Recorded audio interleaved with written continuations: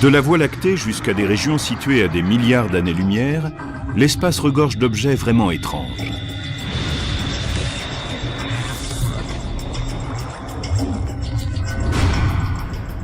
Il est difficile de comprendre certains des phénomènes ou des objets que l'on trouve dans l'espace. Ils sont tellement différents de ce qui existe sur notre planète. Plus on en apprend, moins on en sait.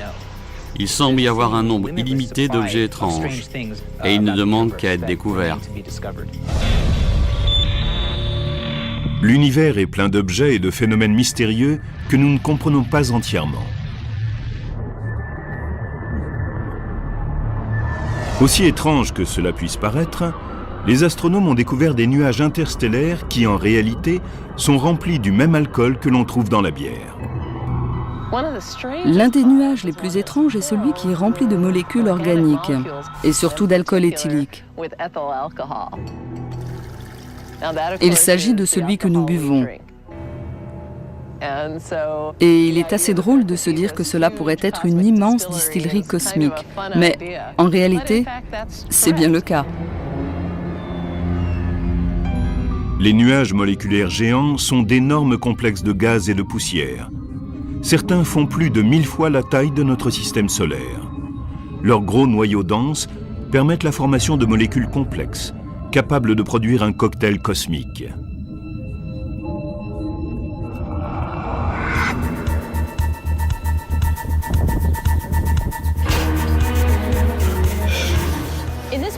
Dans cette petite brasserie, on utilise de l'orge, de l'eau et des ferments pour produire de l'alcool. Tandis que dans les nuages de molécules interstellaires, ce sont les particules de poussière qui font office de sites de nucléation pour que des molécules plus simples, comme celles de l'hydrogène, d'eau et de dioxyde de carbone, puissent s'assembler, produire une réaction chimique et ainsi former des molécules plus complexes comme l'alcool éthylique. Quand les grains de poussière s'approchent du centre du nuage moléculaire, ils commencent aussi à se rapprocher de l'étoile qui se forme en son centre, et cela les réchauffe sans doute assez pour que certaines molécules complexes comme l'alcool éthylique s'évaporent dans l'espace interstellaire.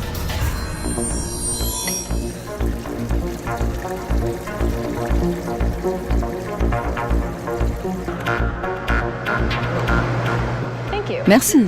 À votre santé. Donc, comme dans une petite brasserie, la poussière des nuages moléculaires interstellaires fait office de lieu de rencontre, où les molécules isolées peuvent s'agréger et en former de plus complexes. Le premier nuage d'alcool fut détecté en 1975. Depuis lors, de nombreux autres nuages assez étranges ont été découverts. Le nuage G34.3, qui se situe dans la constellation de l'Aigle, a un diamètre de 1000 fois celui de notre système solaire.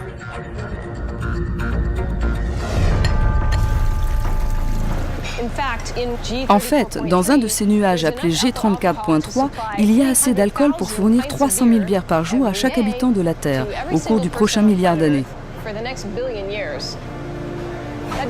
Le seul inconvénient, c'est qu'il vous collerait probablement un sacré mal de crâne, car il est mélangé avec du cyanure d'hydrogène, du monoxyde de carbone, de l'ammoniac et quelques autres produits chimiques peu appétissants.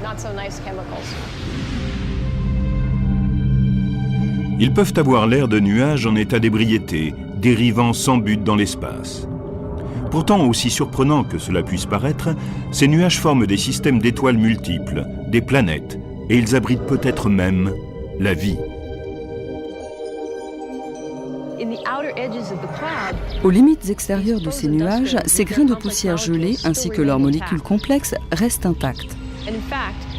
Nous savons aujourd'hui que ce sont des comètes et l'on pense qu'elles pourraient être responsables de l'apparition de certaines molécules plus complexes dans le système solaire. Elles pourraient même être à l'origine de notre planète avec ces molécules qui sont à la base d'éléments comme les acides aminés dont nous avons besoin pour vivre. Le Soleil et la Terre ont été formés à partir d'un nuage interstellaire un peu semblable à ce nuage d'alcool. Or, si l'on possède les bons ingrédients organiques, on possède les bons ingrédients pour la vie. Il peut sembler étrange que ce nuage géant d'alcool flotte à travers l'espace, mais l'une des choses que j'adore, c'est comment on retrouve partout dans l'univers des molécules organiques bien connues, comme l'alcool. Il y en a partout.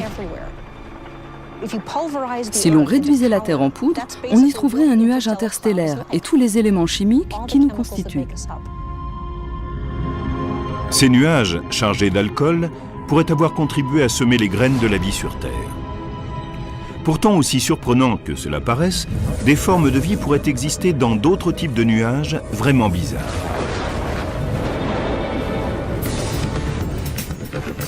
Vénus, la seconde planète de notre système solaire, possède une surface chaude, infernale.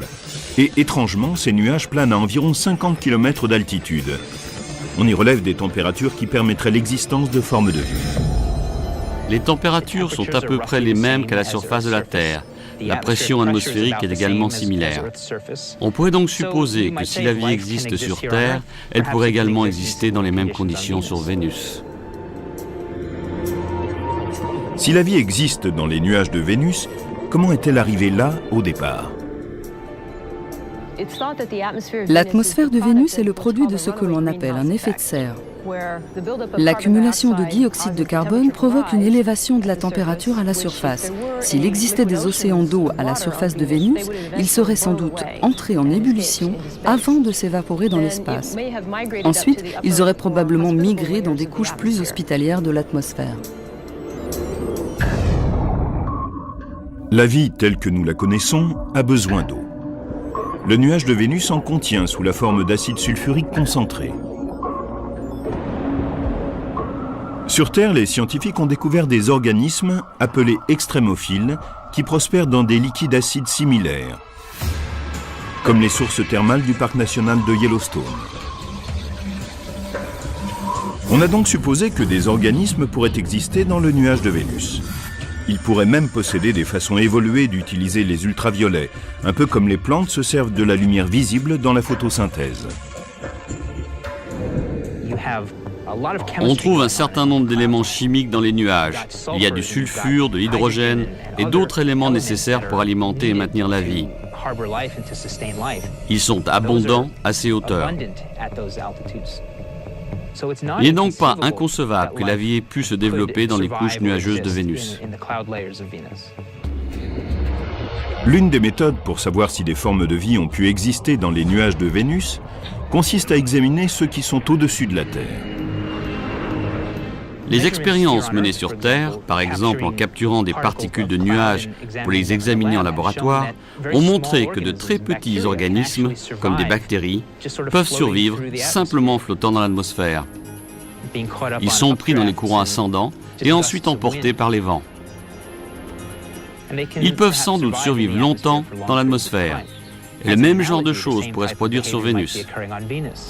S'il y a de la vie dans l'atmosphère vénusienne, elle pourrait s'adapter sur de longues périodes. La NASA pourrait un jour envoyer une mission sur Vénus afin de voir s'il existe des formes de vie dans ces nuages. Mais pour le moment, les scientifiques cherchent à savoir s'il existe une autre planète cachée dans notre système solaire, un objet mystérieux qui aurait déjà été découvert.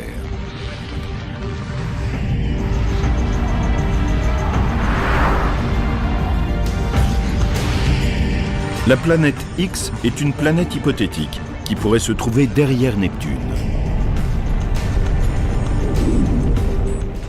Planète X est une désignation générique pour une planète inconnue qui reste à découvrir quelque part dans notre système solaire.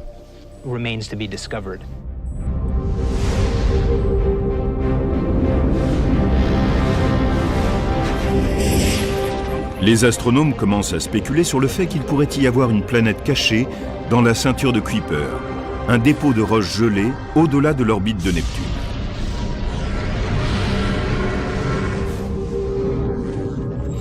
Les bords de la ceinture de Kuiper sont appelés falaises de Kuiper, car les chutes de roches spatiales sont fréquentes dans le secteur.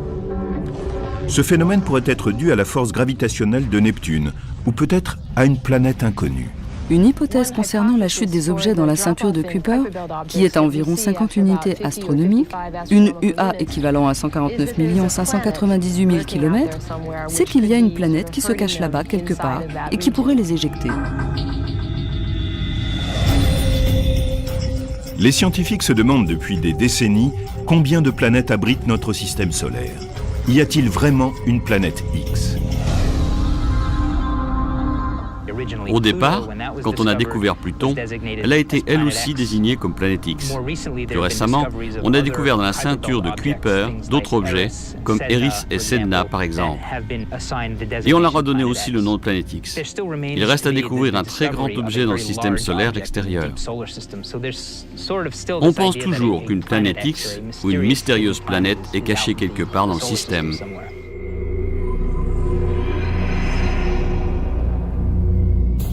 Les scientifiques pourraient bientôt résoudre le mystère de la falaise de Kuiper. Si une planète X existe vraiment, ces détectives cosmiques la trouveront. On devrait savoir très prochainement si cette planète existe ou non, grâce à de nouvelles études à grande échelle qui permettront de détecter tout ce qui est là-haut.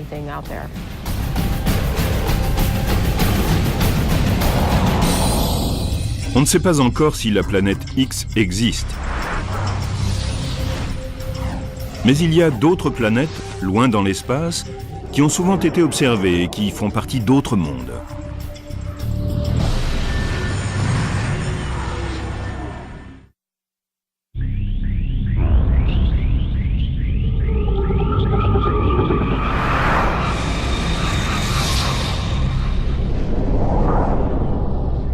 Notre système solaire contient des planètes assez inhabituelles, mais nous ne sommes pas seuls. Des télescopes très perfectionnés ont déjà identifié près de 300 planètes situées bien au-delà de notre système solaire. On les appelle les exoplanètes. Les plus surprenantes sont les planètes de pulsars. Contrairement aux autres, qui pour la plupart tournent autour d'une étoile comme notre Soleil, ces planètes tournent autour d'un pulsar, une étoile à neutrons, qui elle-même tourne très rapidement. Le pulsar émet une source radio pulsante, un peu comme un phare. Dans les années 90, les scientifiques ont découvert 3 planètes autour de pulsars, dans la constellation de la Vierge, à environ 900 années-lumière de la Terre. À mon avis, ce sont les planètes les plus étranges de l'univers. Elles sont très proches du pulsar, mais ce n'est pas une place pour une planète. Personne ne s'attend à en trouver une à cet endroit-là, car un pulsar ou étoile à neutrons n'est rien d'autre que les vestiges de l'explosion d'une supernova.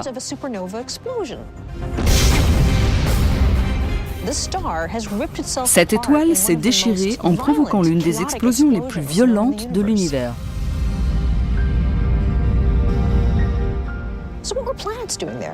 Mais alors, qu'est-ce que ces planètes font là? C'est une vraie surprise. Il y a 3 planètes et 2 d'entre elles font environ 4 fois la masse de la Terre. La troisième, quant à elle, fait environ 2 fois la masse de notre Lune. Il s'agit donc de toutes petites planètes. Leur orbite est très proche de l'étoile à neutrons. Elle correspond à celle de Mercure. La planète et son pulsar sont vraiment très proches.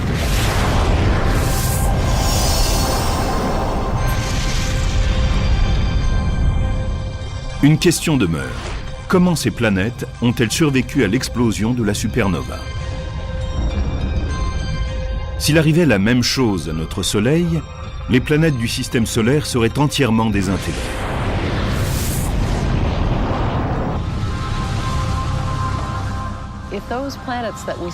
Si les planètes que nous observons existaient déjà à l'époque de la supernova et qu'elles lui ont survécu, toute forme de vie a dû être détruite. Il n'y a aucun espoir à ce sujet.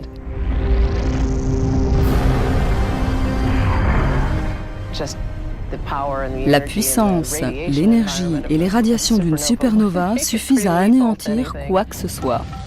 Si les 3 planètes n'étaient pas en orbite autour de la supernova lors de son explosion, alors quand sont-elles arrivées là? Ces étranges planètes que l'on trouve autour des pulsars se sont peut-être formées à partir des débris d'une supernova, une étoile en explosion. Un disque de matériaux a peut-être été éjecté sans aller bien loin, et il a laissé un disque de débris qui serait à l'origine de ces planètes. Nous ne savons pas vraiment comment ces étranges objets se sont formés. Ils défient toutes les théories. Les planètes de pulsars proposent une nouvelle vision surprenante sur la formation des systèmes solaires à travers l'univers. Si les planètes des pulsars se sont formées après l'explosion de la supernova, cela démontrerait que des planètes peuvent naître dans un environnement extrême et inattendu.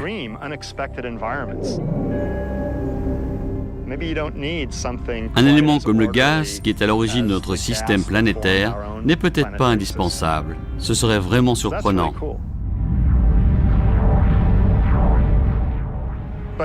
Mais si les planètes étaient là avant l'explosion et qu'elles sont restées liées à l'étoile, ce serait également intéressant. Car cela démontrerait que d'une manière ou d'une autre, elles peuvent rester liées dans certains cas.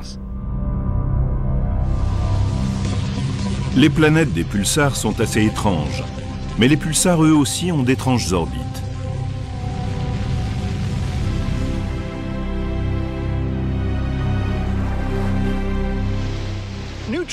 Le matériau des étoiles à neutrons est incroyablement dense. Il a une masse très élevée par unité de volume. Concrètement, il est aussi dense qu'un noyau atomique. Une pelle remplie de ce matériau pèserait autant que le mont Whitney dans la Sierra Nevada en Californie. Et un seau plein pèserait autant que l'Everest, la plus grande montagne au monde. Là, je peux facilement soulever ce seau de sable, mais s'il était rempli du matériau d'une étoile à neutrons, ce serait impossible. Je ne peux pas soulever l'Everest. Cela montre bien à quel point le matériau des étoiles à neutrons est dense.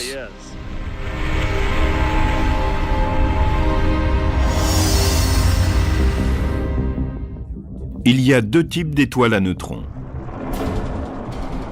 Les pulsars, qui tournent rapidement et émettent des pulsations radio, et les magnétars, qui tournent plus lentement et émettent des radiations électromagnétiques. Les magnétars, bien plus rares que les pulsars, possèdent le champ magnétique le plus puissant de l'univers.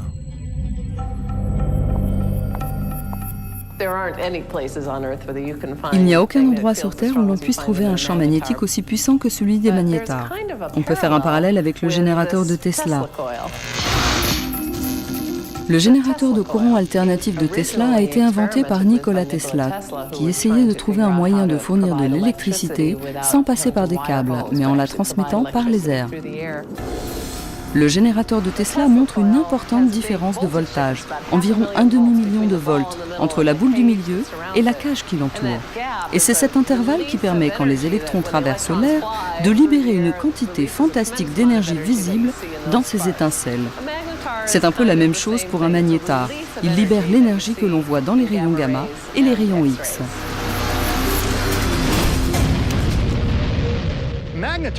Les magnétars libèrent de gigantesques décharges d'énergie, pas de façon périodique comme les pulsars, mais plutôt de manière aléatoire. Une sorte de séisme stellaire se produit à la surface. Et un faisceau de champs magnétiques s'assemble pour libérer des quantités fabuleuses d'énergie. Elle se transforme alors en rayons X et rayons gamma. Les magnétars et les pulsars sont d'étranges étoiles. Mais les scientifiques ont découvert quelque chose d'encore plus bizarre. C'est une étoile qui se conduit à la fois comme un pulsar et comme un magnétar. Le satellite astronomique Rossi X-Ray Timing Explorer de la NASA, ou RXTE, a observé cette curieuse étoile en train de lancer 5 décharges d'énergie colossales sous forme de flammes, ce qui est la caractéristique d'un magnétar. C'est arrivé 5 fois entre mai et juillet 2005. Chaque flamme a duré moins d'une seconde, mais l'énergie libérée équivalait à des dizaines de milliers de soleils. Il y a eu le cas d'un pulsar qui a traversé plusieurs magnétars, comme des explosions à travers ce champ magnétique plus important. Puis, il y a eu une sorte de restructuration du champ magnétique qui a soudain libéré bien plus d'énergie que dans le cas d'un pulsar classique. Nous avons donc au moins un cas où l'on a observé un lien entre un pulsar et un magnétar. Et le pulsar a produit par la suite des phénomènes qui appartiennent au magnétar. La combinaison magnétar-pulsar est assez récente. Elle a moins de 900 ans. Les astronomes pensent donc que les étoiles à neutrons pourraient commencer leur vie en tant que magnétar, puis se calmer et devenir des pulsars. Il se pourrait que beaucoup d'étoiles à neutrons se soient transformées en pulsars normaux. Elles seraient en fait passées par l'état de magnétar quand elles étaient très jeunes, c'est-à-dire âgées de quelques centaines d'années ou de 1000 ans. Cela pourrait être le lien qui les unit. On peut observer cela lorsqu'on a un pulsar qui est beaucoup plus jeune que la plupart de ceux que nous connaissons. D'étranges étoiles existent dans le cosmos. Mais on y trouve aussi une foule d'autres petits objets bizarres. Récemment, les scientifiques ont résolu le mystère entourant l'un des objets les plus indéfinissables de l'univers. Une particule fantôme qui nous traverse à chaque seconde.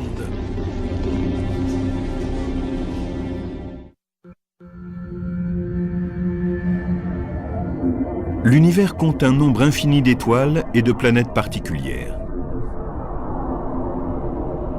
Et en même temps, il y a de petites choses étranges dans l'espace. Les êtres humains et la majeure partie de l'univers sont faits de matière normale, qui se compose avant tout de 4 particules élémentaires. L'une d'entre elles est une particule fantôme qu'on appelle un neutrino. Pour moi, les neutrinos sont les objets les plus étranges de l'univers.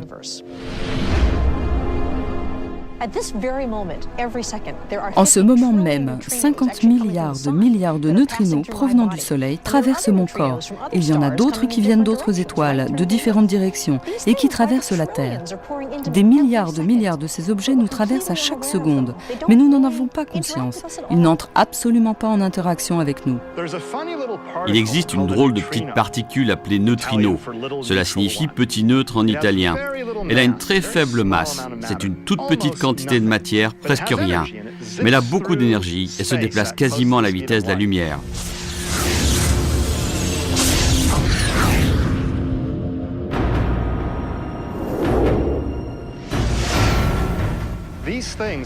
Ces objets ne sont pas très interactifs.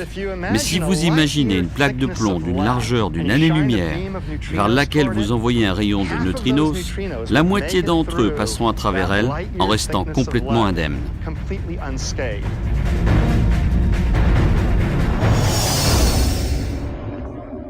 Les neutrinos naissent généralement d'une réaction nucléaire qui se produit à l'intérieur d'une étoile, comme le Soleil.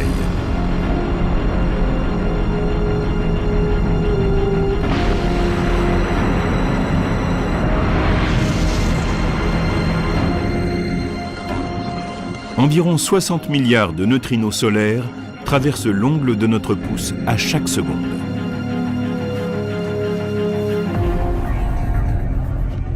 Mais les neutrinos peuvent provenir d'autres sources. Ils sont produits par réaction nucléaire, certains par la détérioration radioactive d'éléments qui sont présents en permanence dans la roche, et d'autres quand des rayons cosmiques percutent notre atmosphère. Ils viennent littéralement se heurter à elle à une vitesse de 160 km/h.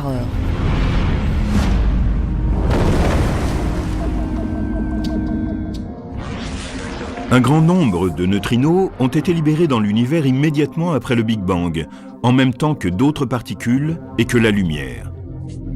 Les hommes descendent de cette soupe primitive.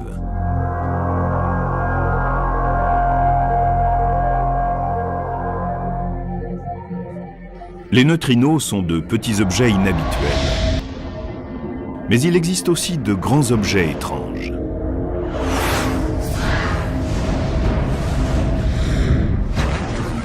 Les astéroïdes sont des vestiges rocheux de la formation du système solaire. À l'origine, ces rochers de l'espace tournaient en orbite au sein de la ceinture d'astéroïdes entre Jupiter et Mars. Parmi les milliards que l'on y compte, il en est un qui est vraiment excentrique. Un des astéroïdes les plus étranges est celui qu'on appelle Toutatis. Je pense qu'il a attiré notre attention parce qu'il est bizarre. Il n'est pas parfaitement rond, il est même plutôt difforme. Il ressemble un peu à une quille de bowling allongée ou à une cacahuète. Il possède un renflement en bas, puis un coup mince et un autre renflement. On a même dit qu'il s'agissait peut-être de deux objets plus ou moins reliés. Il a une étrange trajectoire de rotation. Il tourne un peu comme un ballon de football mal lancé. En effet, il ne se déplace pas autour d'un axe principal. Sa rotation est le résultat de deux types de mouvements.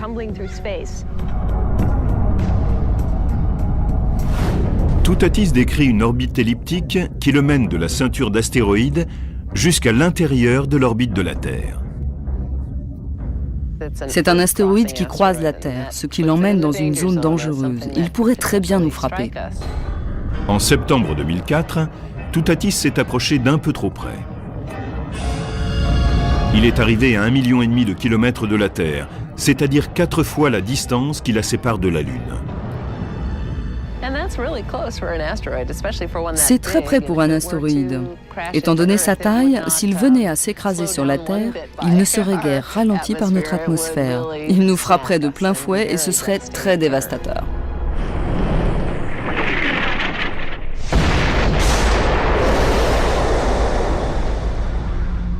Son prochain passage n'aura lieu qu'au XXVIe siècle, dans des centaines d'années. Donc, nous n'avons rien à craindre pour l'instant de Toutatis, mais il nous faut garder un œil sur lui. Toutatis est un astéroïde irrégulier, mais il existe des corps cosmiques plus grands et plus étranges qui peuplent l'univers. Une lune, autrement dit un satellite, est un corps céleste qui tourne autour d'une planète ou d'un plus petit objet, comme une planète naine ou un astéroïde. Rien que dans notre système solaire, on en recense près de 240. La Lune de la Terre est le seul satellite du système solaire qui puisse éclipser totalement le Soleil.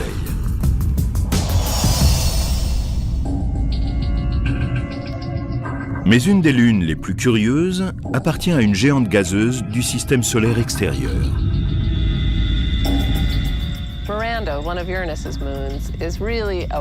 Miranda, une des lunes d'Uranus, est vraiment bizarre.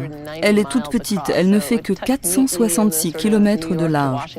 C'est à peu près la distance entre New York et Washington. Mais elle a une allure de pagaille totale.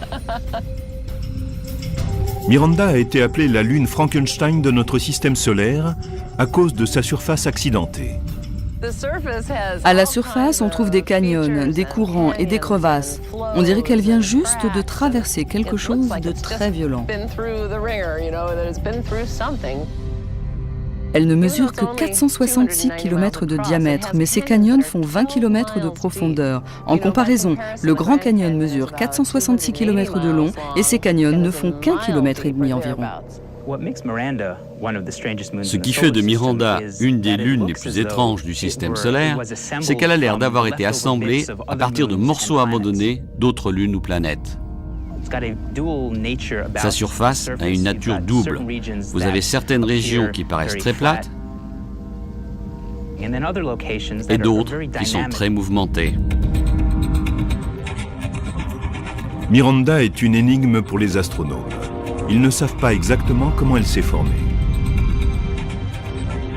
Selon une théorie, il y a des milliards d'années, la minuscule Lune aurait été frappée par un impact cosmique tellement puissant qu'elle s'est brisée en de nombreux morceaux de glace et de roches. Ces morceaux pourraient s'être de nouveau agrégés en un entassement de structures lumineuses et sombres.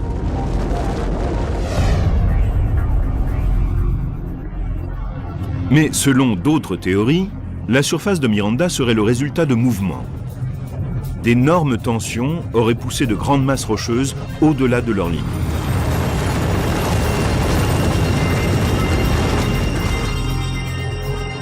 C'est un peu ce qui est arrivé ici, sur Terre.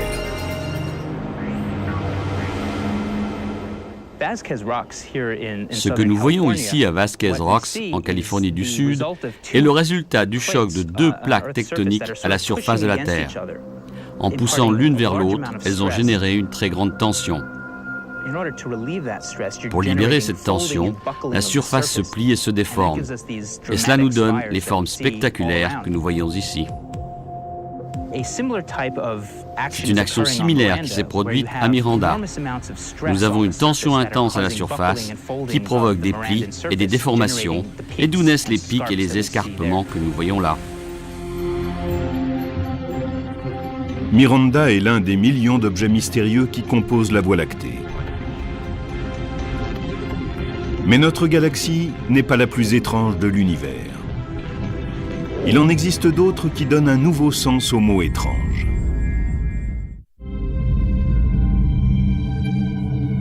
Les galaxies sont des zones du ciel composées de planètes, d'étoiles, de gaz et de poussière.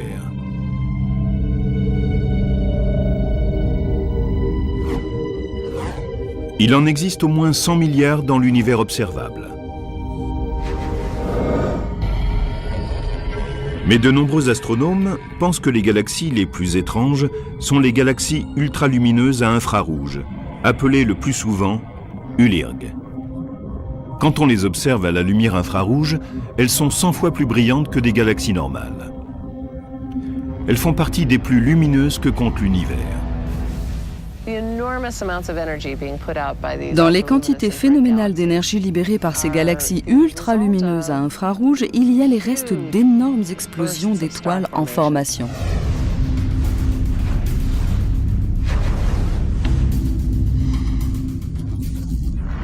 Dans notre galaxie, il naît chaque année une étoile de la taille du Soleil. Mais dans les ULIRG, il s'en forme près de 100 par an. Ces étoiles sont faites de gaz interstellaires et sont entourées de poussière. On ne peut pas vraiment assister à leur formation, mais toute cette énergie réchauffe la poussière qui, à son tour, brille à la lumière infrarouge. On voit donc l'énergie de ces générations d'étoiles absorbée et libérée en rayons infrarouges issus de la poussière. C'est comme un voile au-dessus de la galaxie. Mais ce voile brille lui-même vraiment très fort.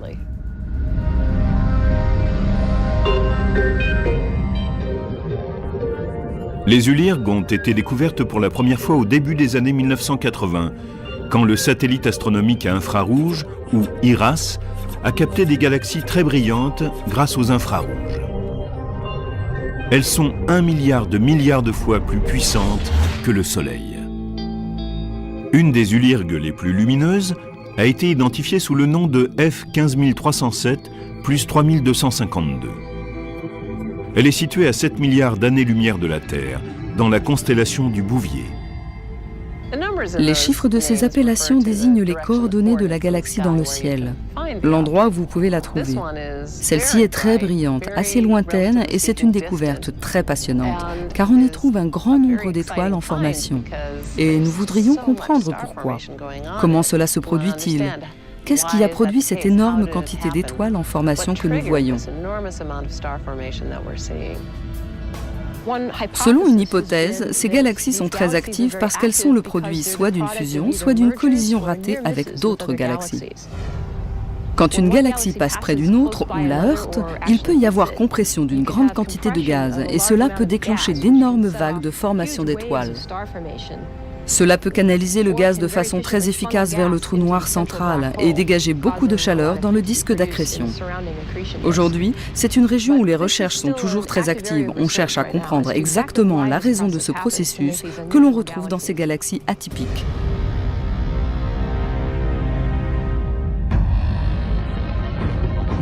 Des trous noirs supermassifs ont été détectés au centre des galaxies ultralumineuses à infrarouge. Ce sont des régions de l'espace où la gravité est tellement forte que rien ne peut lui échapper, même pas la lumière. Mais il existe peut-être des types encore plus étranges de trous noirs. Les trous noirs miniatures sont des objets hypothétiques, plus petits qu'un noyau atomique. Contrairement aux trous noirs supermassifs, ces mini-trous noirs n'ont jamais pu être observés. Mais de nombreux spécialistes pensent qu'ils existent. Les mini-trous noirs n'ont sans doute rien d'ordinaire. Il y en a probablement un là, juste sous mon nez, un ici et un là. Nous en sommes sans doute cernés.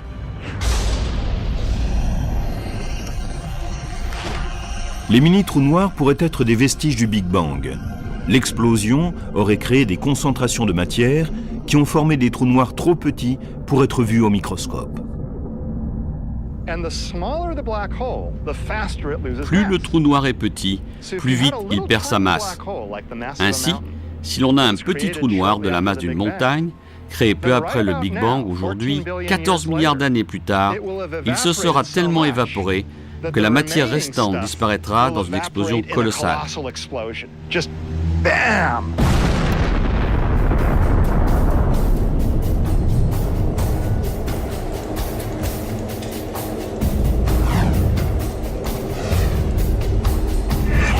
Les scientifiques peuvent prouver l'existence de mini-trous noirs en les fabriquant temporairement ici, sur Terre. En Suisse, des scientifiques ont construit le Grand Collisionneur d'Hadron.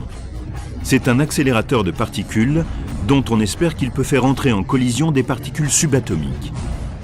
Il s'agit de reproduire les énergies qui existaient moins d'une seconde après le Big Bang. Le Grand Collisionneur d'Hadron sera capable d'envoyer des particules très rapidement les unes vers les autres. Et durant un instant, il y aura beaucoup de masse dans un tout petit espace.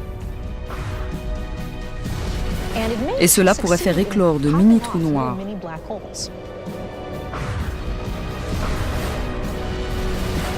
C'est une idée stupéfiante. Nous sommes sur le point de créer de petits trous noirs artificiels en laboratoire. Si le Grand Collisionneur d'Hadron arrive réellement à produire des trous noirs miniatures, ce sera vraiment passionnant. Cela montrera que les trous noirs miniatures existent vraiment ou qu'ils peuvent exister et qu'ils ne sont pas simplement une invention de l'imagination. Les mini-trous noirs que le Grand Collisionneur d'Hadron pourrait produire ne vivront qu'un instant avant de disparaître. Si c'est un succès, l'expérience peut aussi révéler des secrets sur un autre phénomène intrigant de l'univers, une matière complètement invisible.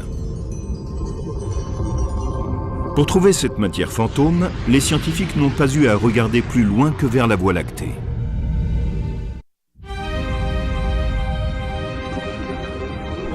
Aussi étrange que cela paraisse, les planètes, les étoiles, les lunes et les galaxies forment moins de 20% de toute la matière contenue dans l'univers. Le reste est fait de matière noire, que nous ne pouvons pas voir, mais qui est omniprésente.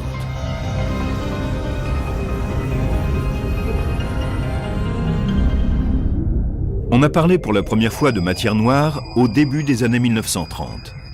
Quelques rares scientifiques étaient intéressés par cette idée à l'époque. Mais au cours des 2 dernières décennies, on a obtenu des preuves écrasantes de l'existence de ce phénomène invisible. Quand on a commencé à établir la carte de la Voie lactée, on a remarqué que les étoiles se déplaçaient à une telle rapidité qu'elles avaient sans doute quitté la galaxie dans leur élan. Mais ce n'est pas le cas.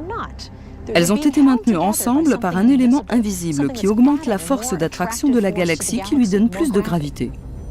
Mais nous n'avons aucune idée de ce que cela pourrait être. Il est un peu étrange que nous ne puissions même pas voir une partie aussi importante de l'univers.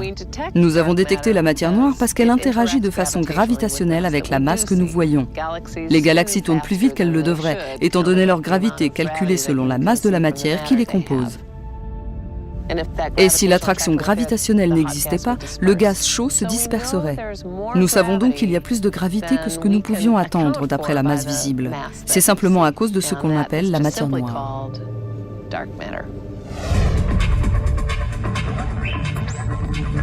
Pour mesurer la quantité de matière noire, on peut regarder les rayons X chauds qui émettent du gaz et apprécier leur quantité par rapport à la gravité présente.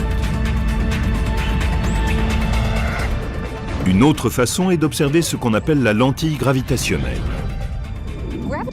La lentille gravitationnelle se forme quand nous observons une galaxie très lointaine, derrière une autre galaxie qui, elle, est au premier plan.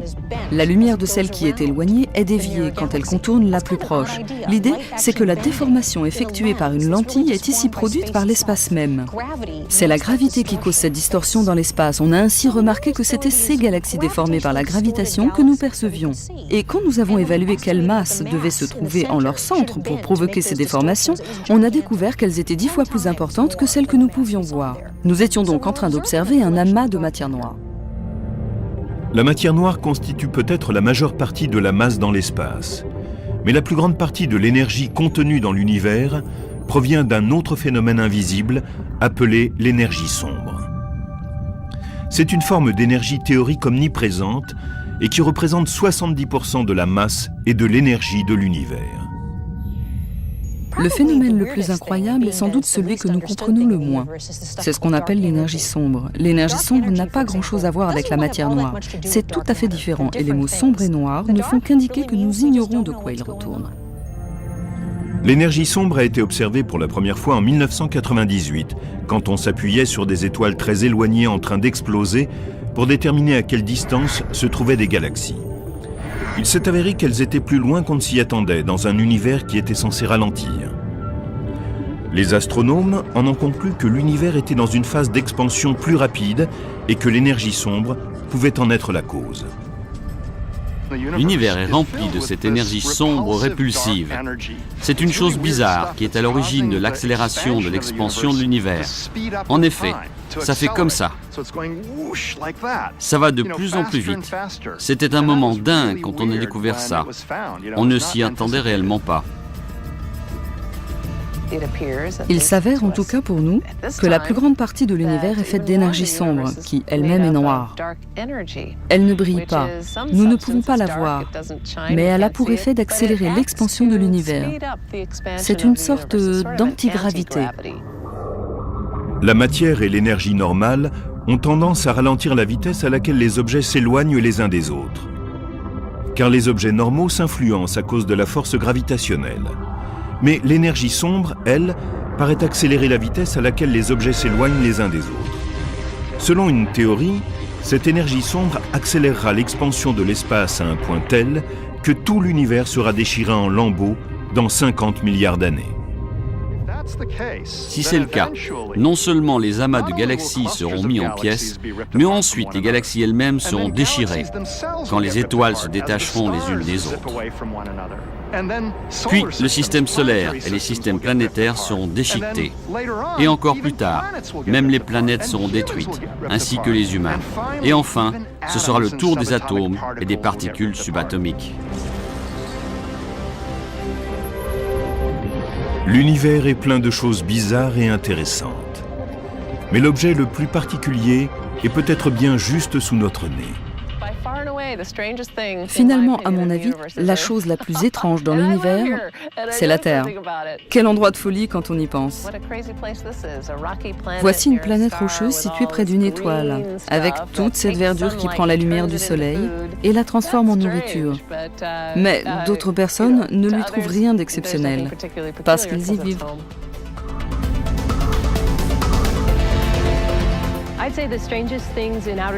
Moi, je dirais que ce qu'il y a de plus bizarre dans l'espace extérieur, ce sont les êtres humains. Nous sommes absolument uniques et nous n'avons trouvé personne comme nous dans l'univers. Nous sommes assez étranges, finalement.